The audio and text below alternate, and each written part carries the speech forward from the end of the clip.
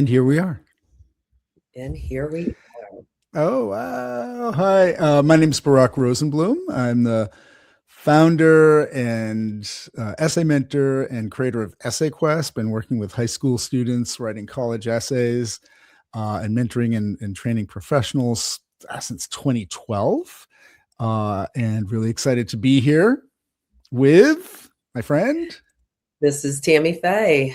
My name is Tamy-Feé. I am the founder and principal consultant here at Ikigai Consulting and Coaching, and really excited to embark on our very first podcast recording. Barak and I had this in the making, so really excited for it to come to fruition. Yeah, great. Thanks.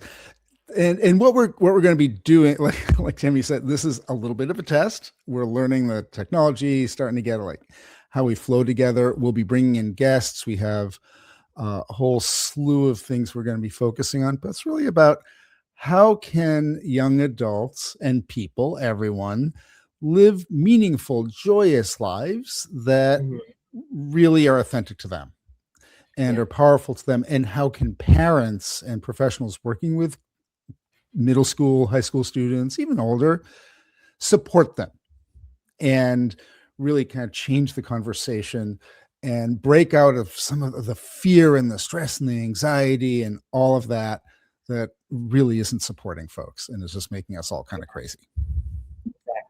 Exactly. Couldn't have said it better myself, Barak. Thanks. So Tamy-Feé is the one who just is kind of off the cuff and wings it no matter what. And I'm the super hyper organized one. No, or wait, no, it's the other way around, right?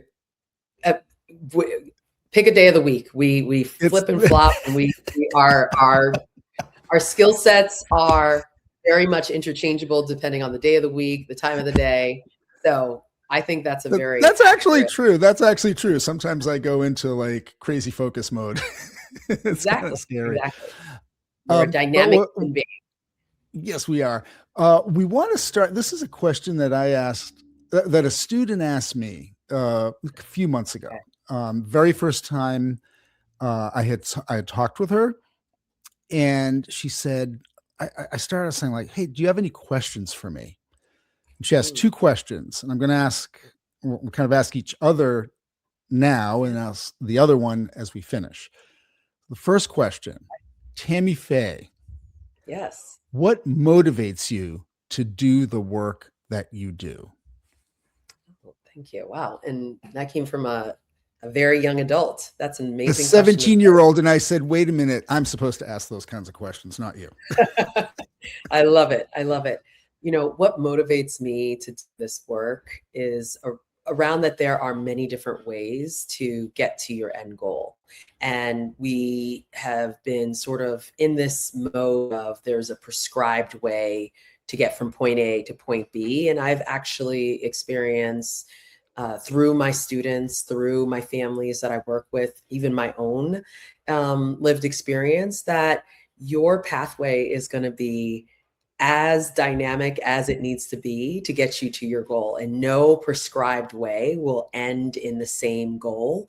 And it's kind of about the journey that makes you who you are, and how you respond to sort of the ebbs and flows. And so what motivates me is how unique each student and family's story is, and helping them see those unique attributes and abilities and experiences that they're having that might feel everyday and mundane to them.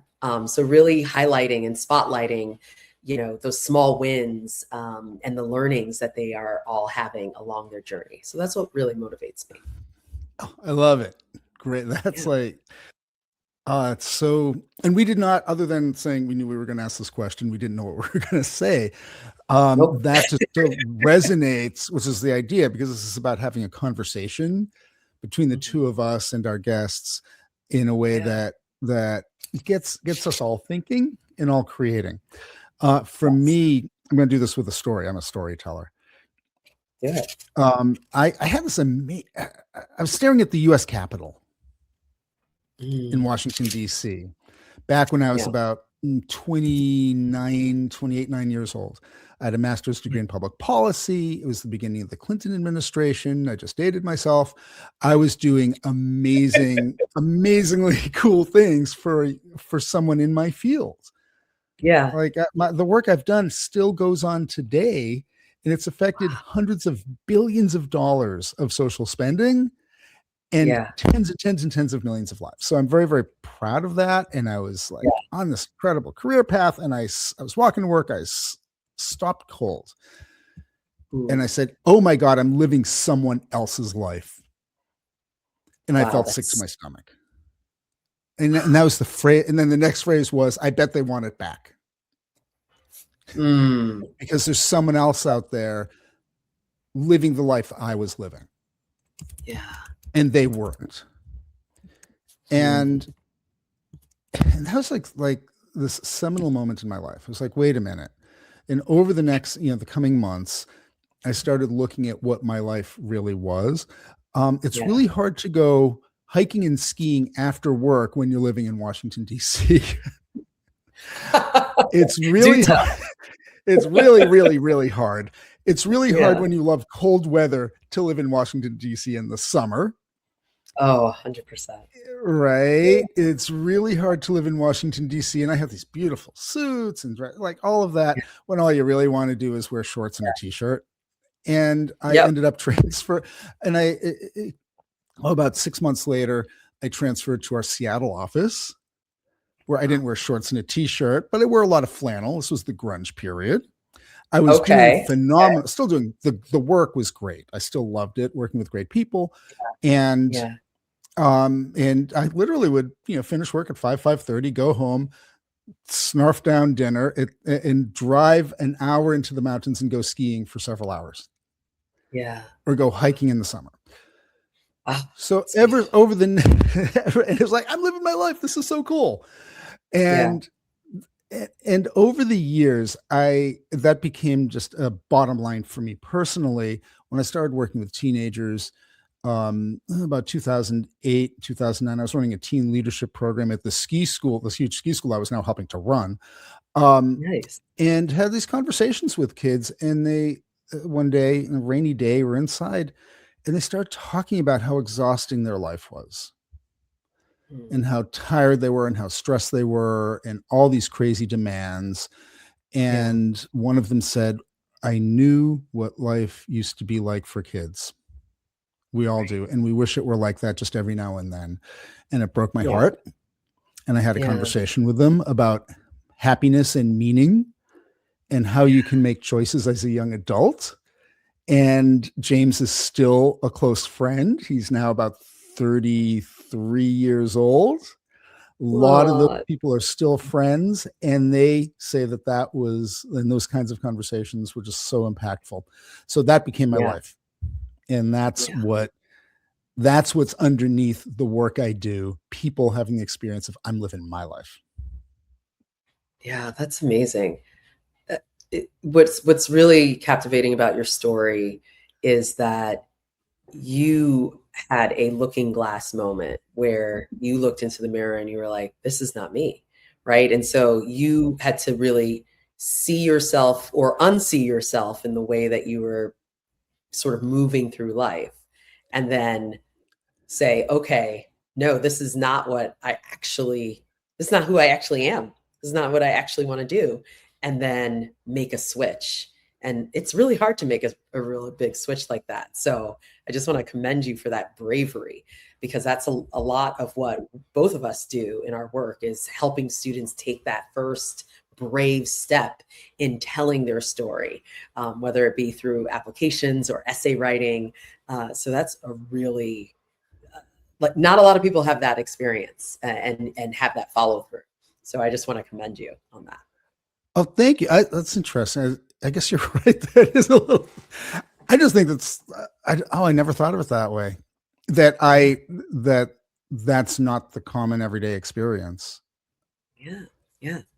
Cause I think one of the things that also goes in hand with what motivates me is the fact that there's a belief that, people truly thrive when they are truly seen, whether they see themselves or others themselves, right?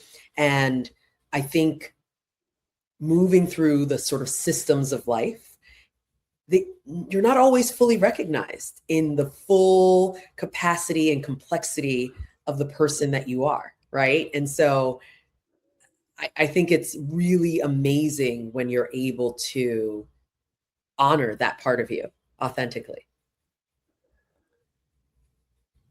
Yeah. I guess I feel like I should say thank you. I'm No, thinking. thank you. Oh, okay. You wouldn't I'm be thinking here about if you some of didn't the. take that brave step. Yeah, I think, now I'm thinking of some of the. So in that conversation, this guy James, I love James. Um, Yeah. he he said at one point, "Oh, everyone demands 100% of my time." You know, they'd gone through, like, I have driver's ed, I have SAT, like I have all these things, and they expect 100%. And this is what this coach says, and this is what this teacher says, and my wrestling coach always demands 110%. To which I said, that is the stupidest thing I've ever heard. You Yep. can't. Like, it's physically impossible. It's mathematically Mhm. impossible, I think. And it's exhausting, Mhm. and just like, we can't live a meaningful life. And he came back the next week so excited. And he had talked with his parents, and I'd actually talked with his parents as well. I gave them all a heads up. It's like, just so you guys know, this is what we talked about. And he said, I Yeah. quit wrestling, and I'm so much happier. And in the spring, he picked up, I think it was rugby. That was just fun. Yeah. Another guy, Philip, who just had a baby. You know, his partner had they had a like a 2-month-old baby. Um, Yeah. he was like Mr. Stress, super smart, super talented. He ended up leading that leadership program, Mhm. because he's so intense. He was so intense about everything. He was so incredibly skilled, and went off to college. And I was actually getting a little concerned about him at one point because of the Yeah. extraordinary pressure he put on himself. And I got a text at 2 a.m. on a Friday or Saturday night. Brock, I just figured out what you mean about being happy. And he Oh became a my music goodness. producer. Wow. Wow. And he still does other things. He has the, kind of the job that pays the bills. He's very good at it. Yeah. But it's like, I Yeah. want Yeah. to go and perform at venues. I want to, and so he in his college years, he started hearing what that's when it started clicking. And then his 20s were this exploration Mm. of that decade for him, Yeah. and did amazing things. Now he's probably 32, 33. And he's like, you know Mhm. what? The music thing it's still happening, but I have the steady income. I love my work. I, love my partner, and now I have a baby. And so this is how I'm designing my life right now at this point in my life to work for me. Yeah. Ah, that's awesome. That's really amazing. I mean, when you discover your true level of happiness and what unlocks that for you, it really does feel like a liberation moment, if you will. It's so freeing. And that intersection of what someone loves, what they're good at, what the world needs, and how they can create or design a life around those things is so attainable. But we don't talk about it enough, and Yeah. we don't have systems that actually help people get there, you know? So that's tremendous. That is Yeah. absolutely So tremendous. I have a question. I mean, I know some of the, whenever I talk with people in our world who know you, and there's a lot of people who know exactly who you are, they always say like, "Oh, Tamy-Feé, wow, she's she's something else." And I remember the first time I met you, it was like Yeah, Kimberly introduced me. I was talking with her at a conference, and she said, "Oh, there's this lady yes. Tamy-Feé I work with. She's my boss. You got to meet her." And this Oh force my, of nature swept into the little oh my booth I had at the conference, God. and I was like, "Good Lord, who is this?" I'm curious, will you, like, what are some of and I know you've done a lot of things all related around people leading awesome lives. Yeah, yeah, I'm yeah. curious, like, a little more of your journey. Yeah, thank you. Wow. So I would say for me, everything is deeply rooted in community and collaboration. And so my journey, when I first kind of found what I was really happy with doing, was actually when I was an orientation leader at Boston College, leading incoming freshmen through what is the most scary week of their lives, which is moving into this unknown place from their little bubble, from their little high school, right?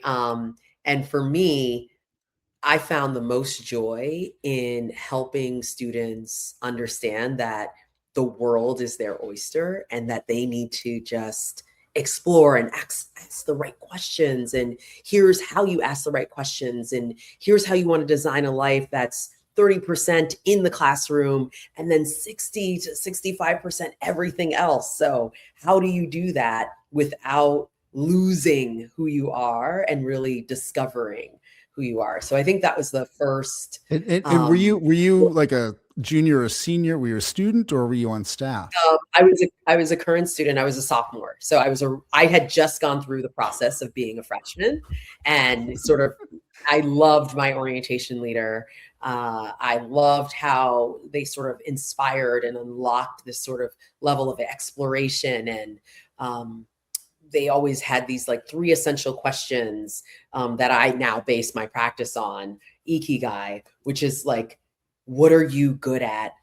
What brings you joy? Does the world need you to do this? And I was like, that's it. Those are the questions I need to keep asking myself at every point of my journey, because it might change and that's okay.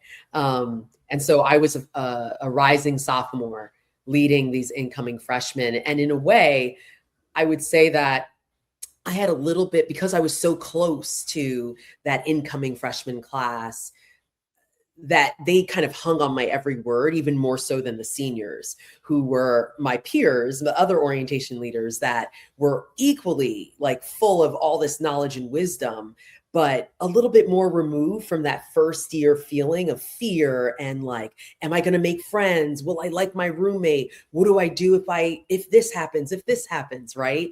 The seniors kind of have it all figured out. The campus was their backyard, so it wasn't an unfamiliar space. For me, I was still uncovering a lot of what Boston College had to offer, and it was wonderful to kind of impart what I went through, but also leave room for, hey, I don't know everything, let's explore it together. I call it sophomore. Yeah. Okay. That was not me. That was just so everyone knows, that was not me as a college sophomore. In case you're wondering, it was not. That's incredible, and that those three questions are still resonating. And it, someone, I might have, I don't know if it was a student or I have no idea who told me this years ago. It could have been my junior advisor at Williams. They have junior advisors who live in the dorm, so it's like about 25 freshmen and or first years and and then two JAs roughly. Yeah. And so they had a little more experience, and they didn't have disciplinary responsibility or anything like Yeah. that. They're just there to be like, I've been here. Um, Yes. but someone described, and I know I've noticed this with a lot of people. When you're a first year student, when you're a freshman, it's all about you. It's all Yes. about your experience. I'm learning, I'm discovering, like, where am I? Who am I? Hey, let me tell you about what's happening in college with, the good stuff, the bad stuff. And it's very internal because it's so new, being that Mhm. sort of you're an adult in training all of a sudden in a very different way. Yeah. And at some point, sophomore year, it's like, oh wait, there are there are people. There are, and sophomores start like seeing like, oh, I just sort of an informal big little brother program. Zach was 15 when I met him, my Yeah. ski program, and Yeah. Zach and I we'll spend hours and hours and hours talking, and 98% of the talking was Zach, and very introverted. I'm the only one he would talk to other than his friends. It was like, but he blah, blah, blah, all about everything he was seeing and doing. And one day, I think he was a sophomore in college. And he said, Right. "Oh, how are you doing?" And I almost crashed the car. I was so shocked. And it was that first Wow. time he was like, "Oh, wait, here's this guy I see all the time who leaves Yes. care packages in my, for me at University of Washington because I'm in such a depressing, miserable, awful basement Mm. room of a dumpy falling down house." And maybe he Yeah. has a life as well. Yeah. And now again, Zach's Yeah. early 30s. And when we talk, it's back and forth. But it's like, Yeah. I've noticed that it's like, oh, so for you as a sophomore, now, were there a lot of sophomores in that role that you were playing? No, I was the only sophomore who was hired for that role. Yeah, I Everybody am else was shocked. juniors. Yeah. I mean, Uh, it's a competitive role because there's only so like, there's yeah, 30, yeah, yeah, 36 leaders that they yeah, hire for incoming, what, 4,000 student yeah, class. yeah. Yeah. So, I mean, that's really, again, it's like, there's that very, that little sort of origin of like, oh, wait, here are those three fundamental questions. What was it? What Yeah. brings you joy? What are you good at? And does the world need it? Yeah. Something like that. That's exactly, Like, yes, that's for exactly. you to be not only thinking about those and integrating them into everything you do, but also being like 18, 19 years old and being able to guide teenagers through that is okay. Now I'm giving you props. Yeah. Like that really, Thank but that you. really explains. I mean, it doesn't explain a lot. It illustrates a lot. Sometimes there are the things that it's like, wait, there's that thing I did way back when. For us, it's when we were in college or in our 20s. If you're writing your college essay, it's like, wow, that thing you did when you were 6 years old, you're not going to write your Yeah. college essay about that, but it Yeah. might be a little, a few sentences, or it might help you see something about yourself today that's very Mhm. obvious to you, but is actually revealing of who you are at a very deep level. Yes, I agree. I agree. Yeah. Yeah. Who knew? Who knew that that was the starting point of becoming who I am today? But it was very much, when I reflect on it, definitely instrumental in everything that Yeah. I have done, for Yeah. sure. And for me, I was in DC back in May, and I stood and I made a little video standing in front of the Capitol. It's like I was standing right here. Yep. That's when my life I love changed, right here in this spot. right. Yes. Yes. Yes. Yes. I love that. Awesome. I love it. So, should we move on to those topics that we came up with?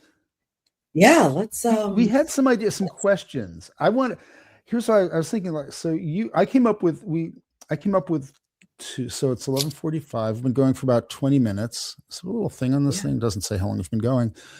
Yeah. And you have another how long? Let's see. Another half hour. Oh, okay, good. How about we each choose one of the other person's questions, Ooh, I like that. Oh, and I then like we'll that a lot. talk about it. Okay. I love it. do Okay. you, All right. do you want I do you have want it to up. grab one of mine? Yeah. Yeah. I'm looking here right now.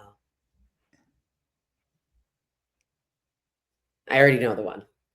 Okay, what so ask me. Which Yeah. one? So the question, the essential question, that I love that you posed here is, what do you say that you think is so obvious that you don't want to say it because you'll sound maybe stupid or just assuming or duh, right?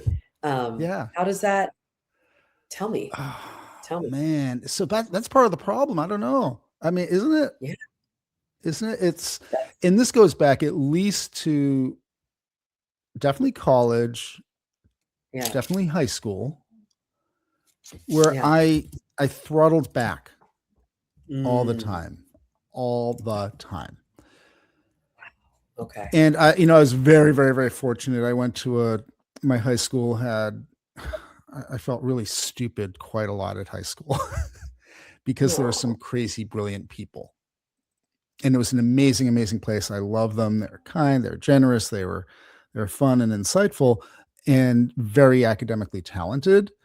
And I was academically reasonable Mm, there. okay. So I didn't want to, like, I would, if I thought about what I was about to say, I often wouldn't say it. If I didn't think about what I was about to say and just blurted out what there was for me to say, it Yeah. got a really good response. Yeah. Yeah. So so it's funny. This was my question, and I'm like, gee, I don't know how to quite answer it. What just hit me was when my and we can and you're much more expert at this when my prefrontal cortex got involved, I Yeah. stopped saying things people wanted to hear. Mm, When it wasn't involved, or it was taking a nap or whatever, and just whatever was in the deeper parts of my brain just came out, even if they were unformed. Sometimes they're unformed, sometimes they are formed. Like right now, this is unformed because I'd never thought of it this way. All of a yeah. sudden, I was saying things that people responded to. So Yes. it's not Yeah. so much a specific thing that I'm saying. Because, like with Right. Philip, the guy who texted me at 2 a.m. on a Friday, Yeah. hey, I know what you mean by happiness. I had been having Right. lots of conversations with him for probably 4 or 5 years. So there's no Mm, one hmm. particular thing I said, but apparently I was saying something that stuck. Yeah.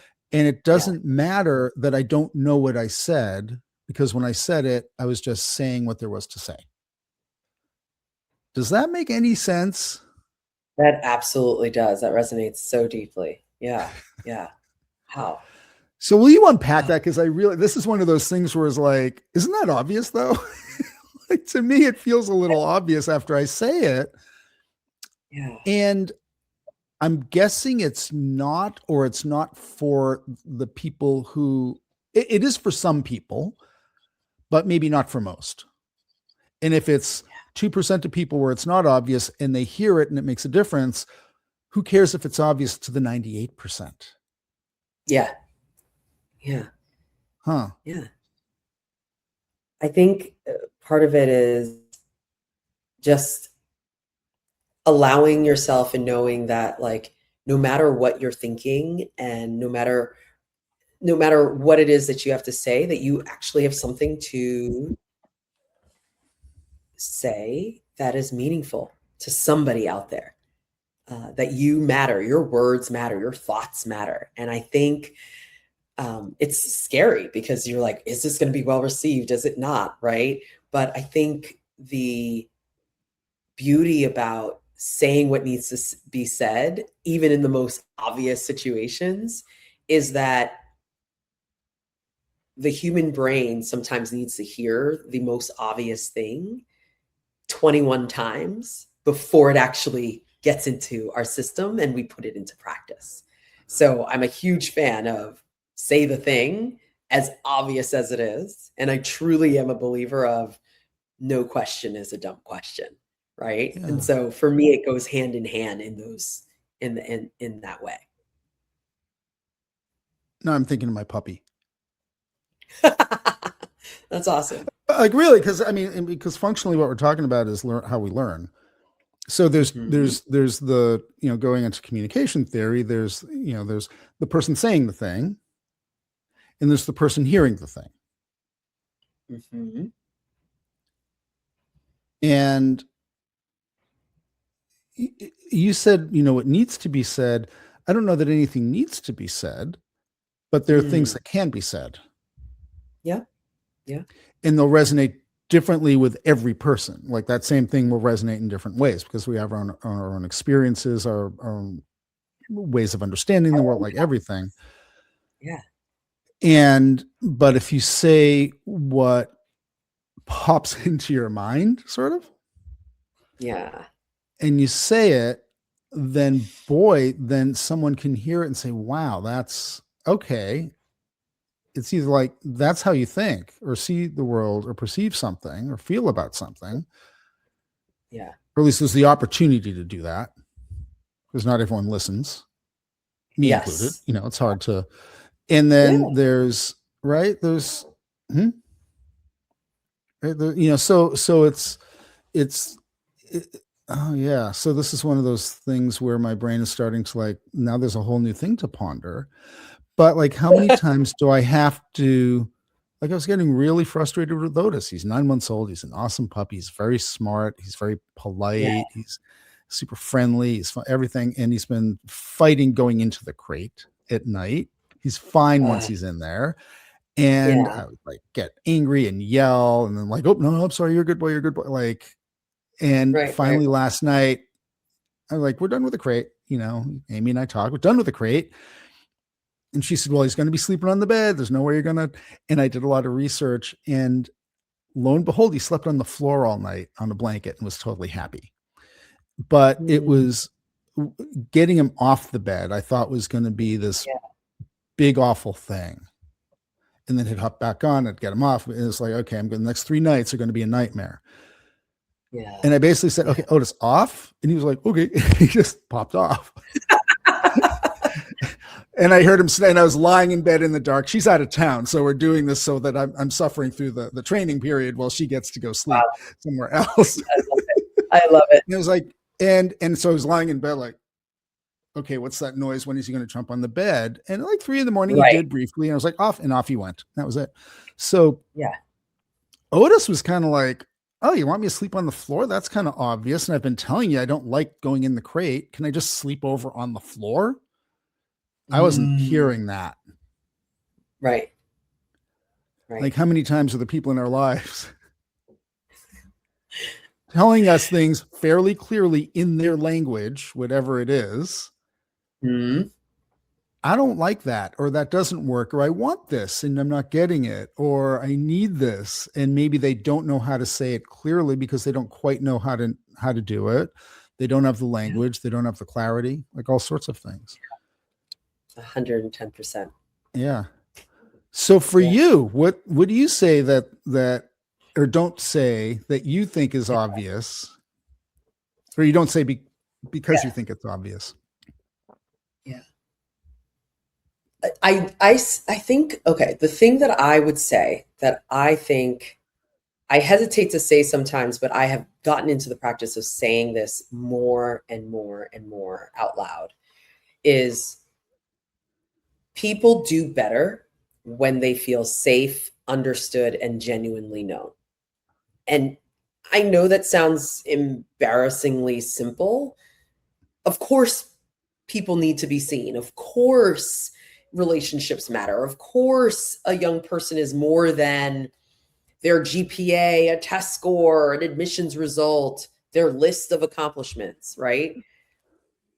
But what's really ironic about this is that so many systems that are set up surrounding young people, young adults, and adults alike operate as if that's not true. And what I mean by that is, Yeah. when we respond, let's say we'll go with a student, right? Let's say if a student is struggling, we often respond to that struggling student by adding more pressure, adding more tutoring, adding more monitoring, another productivity system. And we ask, why aren't you doing the work? And then what I would prefer that people would ask is, what is making the work difficult to do or begin? Right. And we interpret this struggle with like laziness or other assumptions that are just not maybe the underlying factor. It just could be, hey, I'm overwhelmed. Hey, I'm a perfectionist. I've exhausted my perfectionism. I no longer have a meaningful connection to whatever it is that we're doing, right? All of those things could be true, but we are saying, no, no, no, let's add more on top of what they're doing or experiencing. And I just find that to be that if you care deeply about people around you, that you are going to stop and understand them and their approach so that you can then be a better friend, a better ally, a better tutor, a better teacher, a better whoever to them, right? And I think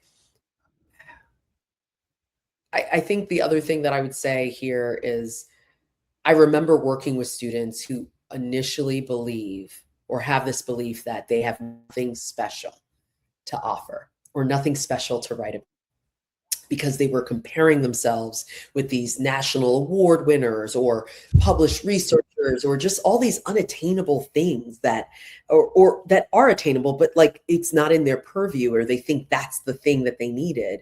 But when we slowed down and we examined the stories beneath their activities, beneath the why behind why they participated in certain things, we found the substance was already there. It was already there. We just had to peel back that onion layer and say, wow, look at how unique you are.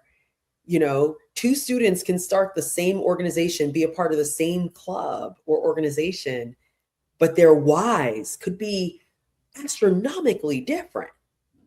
And that's what makes them unique. And so for me, when I'm thinking about, you know, the most obvious thing is people need to be understood. And once they feel understood, transformation then becomes possible. Yeah. Yeah. The wow, the girl who a couple months ago asked me like what motivates you to do this work. Last week was stuck, came to and her essay total standstill. And like after like going like total stop. We texted back and forth, got on the phone, and she said, I'm looking at all the stuff there is to do because I have a very structured like instructions. Okay, for the next time you're going to do this and this and this and this. It's very broken down. It's very clear. Like here's the link. Here, like there's no question. All the room in the world for creativity and self-expression, but like this is a broken down process. And what she was seeing was, oh my God, there's so much stuff to do. I was like, yeah, but it's like the instructions for making a peanut butter and jelly sandwich. Walk over to the pantry, open the pantry door, reach in and take out the bread. It's like that simple. Yes. And it's broken down so you don't miss anything. Because if you don't open the pantry door, you're not having lunch. Correct. And she Absolutely. said, oh. And then a few days later, she's like, I don't know what to. She was still kind of stuck. She wasn't quite over it. Okay. So which is okay. I was like, okay, great. So we had our actual call, the video call, and I did the little thing that you shared in that webinar, the first webinar you led. Yes. From what was it? From chaos to clarity: how to help teens get shit done. Clarity. Yeah. It was amazing. And the one little trick you gave was like, look, if you have this big task and it looks big and huge, just make a very broken down list, like the peanut butter and jelly sandwich. I use that to empty out a closet to start the process of I have to pack up my house because I'm moving in with Amy.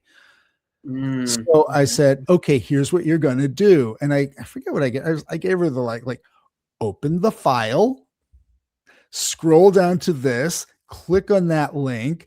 Like I was like even more discreet in the activities, and now she's off to the races. I love it. I love it because when you break a task down, it actually is more steps, but it's more small wins along the way. Yeah. You open the pantry door, you're one step closer. Check. That check does something to our brain response, our central nervous system response. We're here. We're standing in front of the pantry door. It's open. I opened it, right? It's an accomplishment that we assume doesn't need to be celebrated. But these small wins along this way, that's what needs to be celebrated. That is so fascinating. What I just noticed is how wildly differently yes, like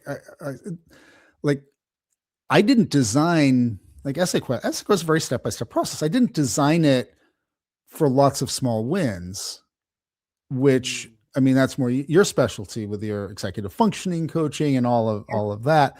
I'm a process geek. It's like, what's the actual process here? What are the actual things you're doing in writing an essay? And a lot of systems and tools have like, here's the 8 steps, the 10 steps. I have 65 steps. On average, they each have 3 or 4 specific activities within them. Mm-hmm. Open the pantry door.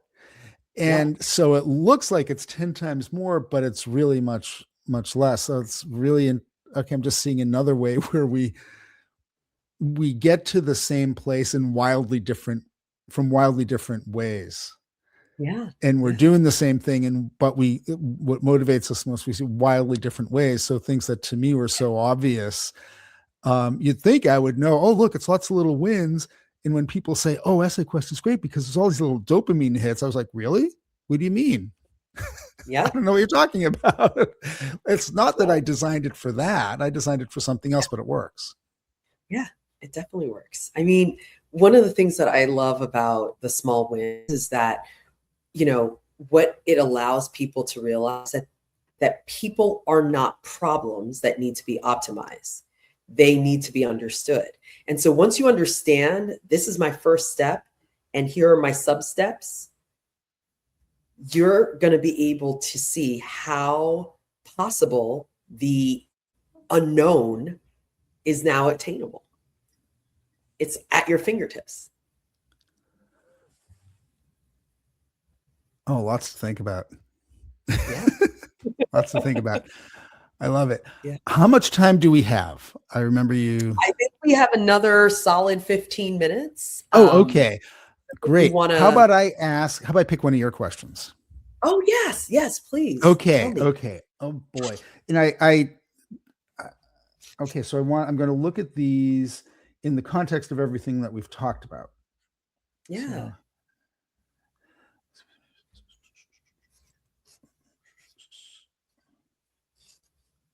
Oh, I think this flows really nicely together. How can students learn to tell authentic stories about who they are without performing, oversharing, or packaging themselves for approval? Huge question. Yeah. Yeah. I'll read that again. How can students learn to tell authentic stories about who they are without performing, oversharing, or packaging themselves for approval? Yeah. I mean, do you want to kick us off, or? Oh yeah, because that's actually what I do for a living. I would love to hear the essay quest Barak way.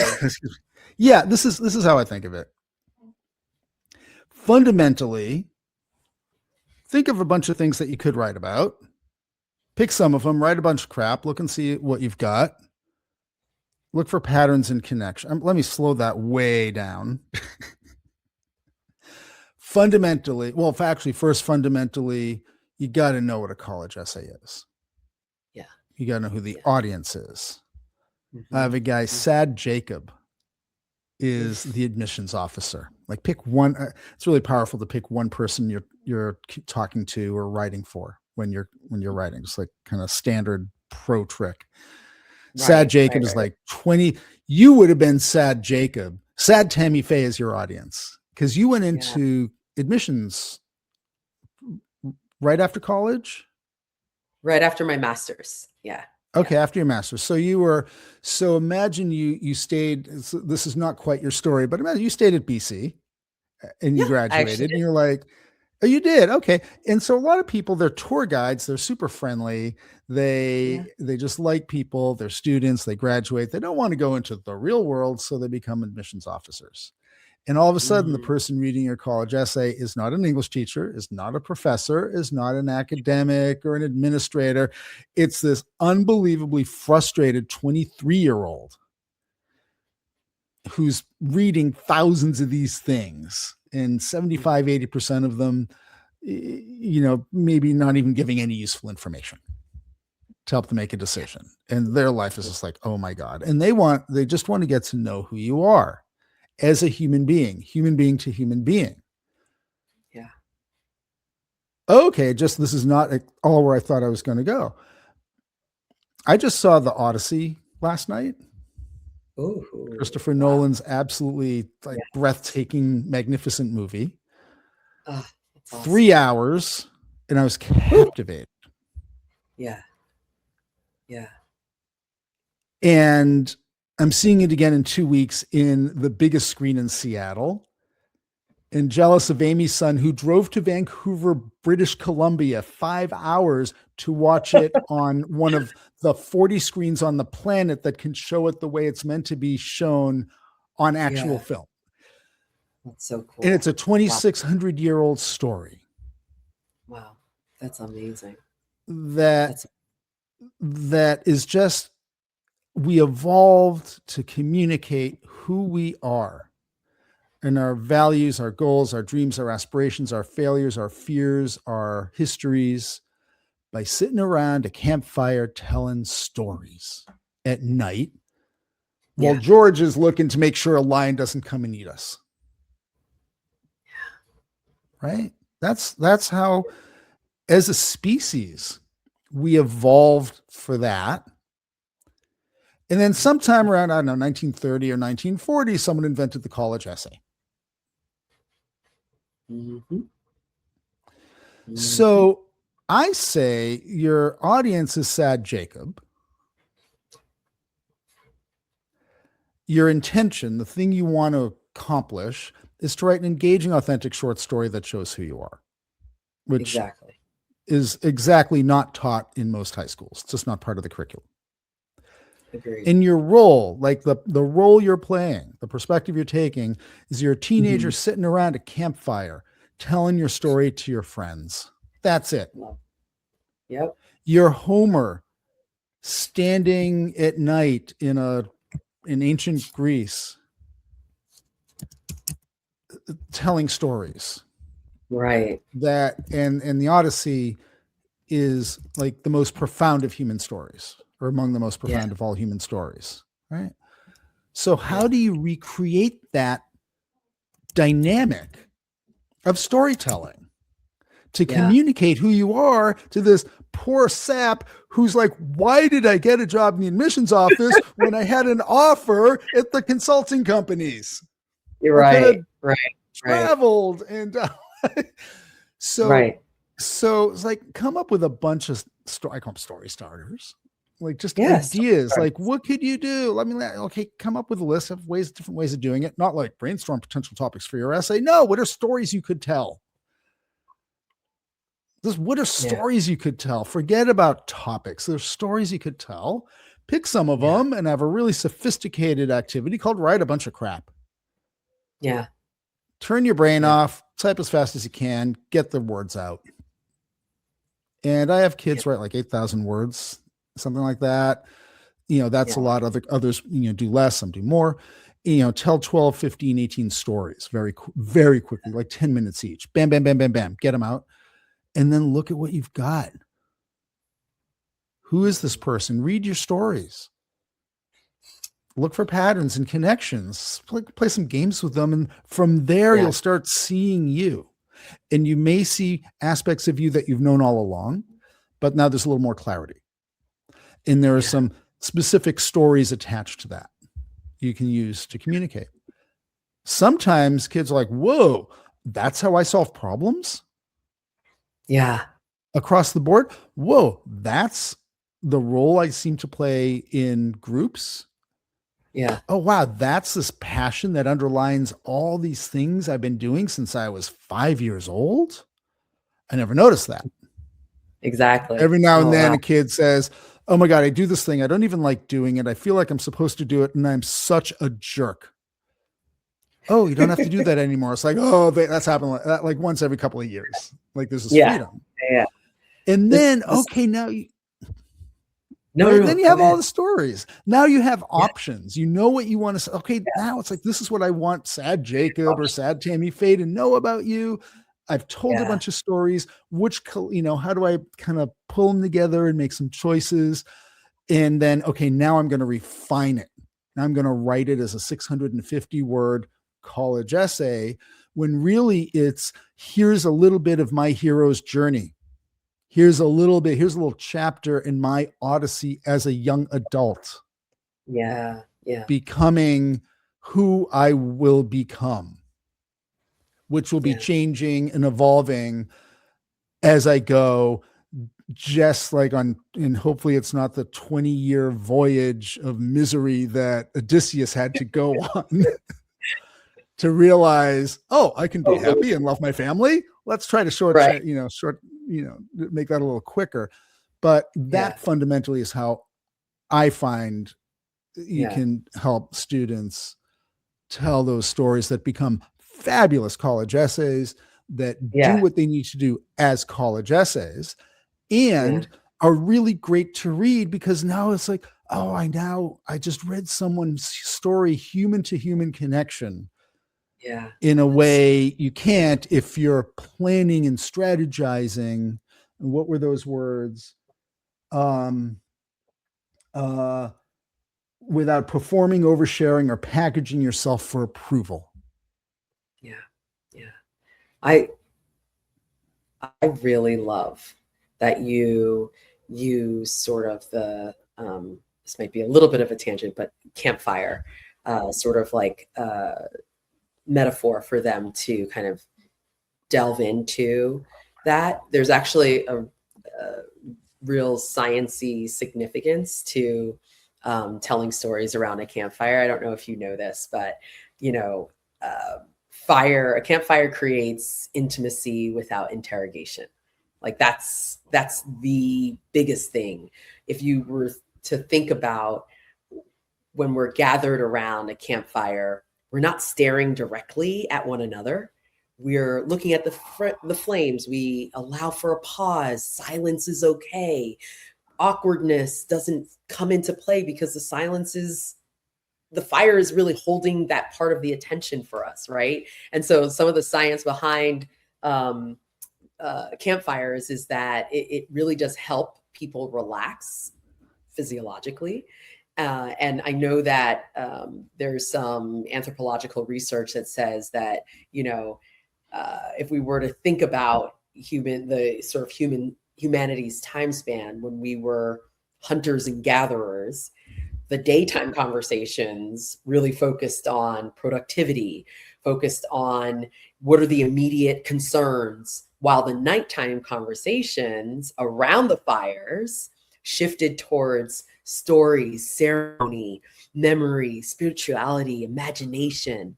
And so that distinction really fascinates me, that you even use that and pulled it into Essay Quest's sort of framework. Because I think that's also partly why the stories feel more authentic. You know, the campfire removes us from that productivity, performance, and evaluation that we are under during those daytime hours. But around the fire, we're just talking about who we are and what we've Oh, lived yeah. and how we experience the world, you know? So I think that's Oh, I love really, it. really, yeah, yeah, yeah, yeah. Wow. And I love that you're bringing in, the science and the anthropology of it. And for the most part, we don't have a lot of opportunities to sit around a campfire, Yeah. but you can go take a walk. Yes. You can sit in a coffee shop. Mm-hmm. Mm-hmm. Yeah. I All of those things. intentionally never meet students. I mean, mostly it's on video. Yeah. Um, my very first paid student, we have a picture somewhere. Maybe I'll be able to pop it up, when we publish this. Where literally we would go to a park, crawl through some mud and muck, and crawl out on a log over a creek, and we Wow. would sit That's and awesome. talk, Yeah. staring at the creek. And that's Yeah. where Sean did the work to write his college essay. That's so funny. My very first student, who now is a practicing lawyer, um, the way that I used to do consulting, right now it's very much video, virtual video, but I try to cultivate that same warmness. Is the family invited me for a Sunday night dinner. And Sunday night Mm, dinners were very sacred in their homes. And so to be invited in such a vulnerable space and such an intimate space with them and their families, we didn't talk about admissions or applications at all. It was just get to know it. And I actually was able to pull from that Sunday night dinner elements of her essays and applications that she wrote for, which was besides the point, but it was cultivating that sort of sense of security and like, you're not being evaluated right now. You don't need to perform. This is just Sunday night dinner. Let's just chat, right? I love it. I love it. So awesome. So great.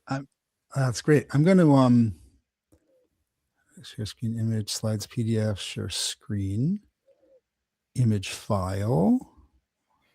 How do I add? Oh, there we go. No, I'm trying. I have it open. This is the first time I've tried to do this. Oh, okay. Yeah. Share screen. I don't want to share that. Share screen. Oh my gosh. I have this. I love this picture. I'm just going to share my entire screen, maybe. Video file, image file, share screen. Here we go. Share screen. Okay. Oh, here we go. Boom. Is that showing? Oh no, here we go. Add to stage. There it is. Oh, yay. There is Sean on the log. Amazing. And this is how we met and talked. And the most amazing thing. So I went to Williams, and any Williams grad knows this. There's a very famous quotation. So James Garfield, President of the United States, went to Williams. Mm-hmm. And there's a very sort of a legendary professor and president of Williams College, Mark Hopkins. And what President Garfield said was that something like the best education is a student on one side of one end of a log and Mark Hopkins on the other. I love it. So this has a very, very personal meaning to me that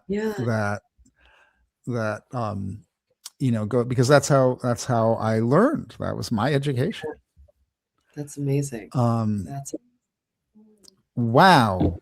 I think we've covered a lot. We covered a lot of ground in this past hour or so. Yeah, we've got a few minutes left. So before that, there's the other question that young woman, that wise young woman, asked me a few months ago. Before that, any last? I'm having a blast. This is like talking about it. Am I living my life? I watch, podcast video that have that, and we've talked about this, that have the relationship, whether it's a bunch of people who are friends, they know each other, it's what they do for a living. They tend to be journalists, political consultants, analysts. And I'm a total nerd for that. But fundamentally, they're mostly just like friends having cool conversations. Then they bring other people in to join on the conversation, which is kind of what we're talking about doing. So I'm going to declare this a blast and consistent with me living my life, because I've been watching these folks for a couple of years, like, oh man, that looks so fun. If I had only stayed in government, I would have been one of them. That was my trajectory. That was definitely my trajectory, where I could have been a person on those shows. It's like, oh, that looks so much fun, but this is just as fun. Yeah. Creating my own life, having agency. Exactly. Any last thoughts before? I think last thoughts on this last question. For me, ultimately, authentic storytelling, is not about presenting the most impressive version of yourself. It's about presenting a recognizable version of yourself, which really talks about what happened, what it meant, and what it reveals. And those three elements, if they're present in that essay or storytelling, that's what's going to be that right mix of your unique voice and the uniqueness you can bring to any environment or community. Love it. Love it. Love it. Okay.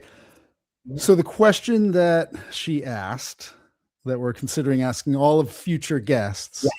Yes. What brings you joy? What brings me joy? Asked by a 17-year-old. about to write I her love it. college essay. Like, Yeah, who does I that? love it. Yeah. Oh my goodness. There's so many things that I love. First and foremost, I really love being my son's mother. I think that's like been the greatest joy for me. I love watching him develop his own voice, his interests, his humor. His humor is off the chain. His wonder, awe, his sense of possibility. You know, being able to bear witness a child sort of becoming more fully themselves is I'm realizing is shaping me as much as it's shaping him. And that's just like a selfish takeaway, I guess, to take from that. Sure. Um, you know, uh, I I love that my life contains this sort of stretch of like ambition and joy, right? I love like that intellectual, let's dig in deep, let's find out who you are, let's find out who I am and why that matters.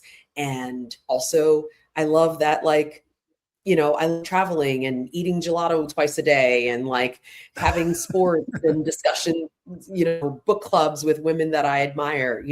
So I just love that I sort of built this life that increasingly reflects my values, and I'm not interested in someone else's definition of success, that especially if it requires me to abandon any parts of myself. And that wasn't always the case. So it's been a growth to get here. But I think that's what I love about my life, is that I am rebuilding and building at the same time this life that really reflects and honors the different parts of me. Oh, I love it. I love it. I love it. What Yeah. brings me Yeah. joy, I mean, the one word that keeps coming up is adventures, play. Yeah. I had for years, they don't make it. I wish they would. Ben or Jerry said, if it's not fun, why do it? Yes. Yes. Which Yes. Yes. again, that's personality type and like, all sorts of things. But for me, I am motivated by play. Yeah. It was the Yeah. the Hartman color code, assessment for motivations. For me, I'm like 60-70% play. Yeah. And play can be fun and goofy. Play can be very challenging. Like, how do I solve an issue? How do I do something? Play is this, noticing and getting curious and playing with life. That brings me joy. And then specific areas, my family, my puppy, my skiing, my hiking, my fitness, my this working with my students. For me, it's all just a bunch of play. It's an aspect of play and exploration and just living life like with utter abandon. And here we are. Yeah. That's incredible. Incredible. Look at us. Look at us. We did it. We did it. We did it. Did it. Wow. We did it. Okay. Well, since I have the buttons to run this thing, I will say, Tamy-Feé, thank you so much. This is a blast. I am so excited about this adventure. A lot of joy. And a lot of joy. Yeah. Yeah. Thank you again. This has been a blast. I can't wait for the next one. Yes. And we are supposed to say, I've never said this, be sure to hit the subscribe button. And if you like this, hit like. It really helps the algorithm. Yes. Because we do want this to make a difference and resonate. Great. Absolutely. Have a great one. And I will hit you too.